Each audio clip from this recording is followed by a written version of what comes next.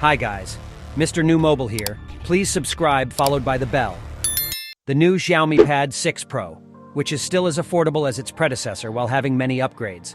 So today we will see how this Xiaomi Pad 6 Pro performs and if the system has really got better.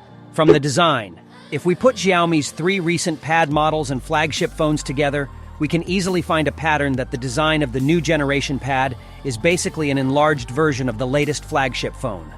By using a camera deco similar to the phone, Xiaomi has managed to link the Pad and phone lines together. The camera module also looks delicate on the Pad, but I think Xiaomi could move it to the middle of the back cover, because we usually use the Pad to scan documents instead of capturing landscapes, and if the camera is in a corner position, we have to adjust our posture to scan the documents or books in front of us. And of course it looks much more premium. Its thickness and weight are pretty impressive as they got better controlled compared to its predecessor.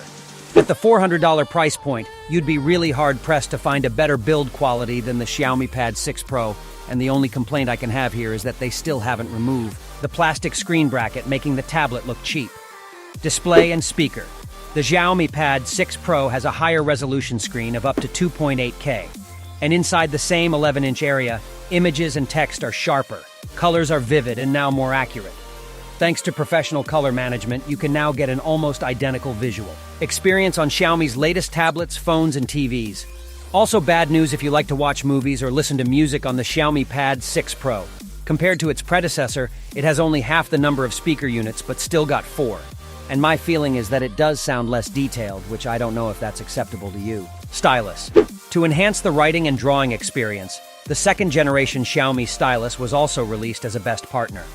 As Xiaomi claims, it does have significantly lower latency and better battery life, but unfortunately it's still not good enough compared to the Apple Pencil and S Pen. Performance. For a Xiaomi product, there's no need to worry about its performance in the same price range.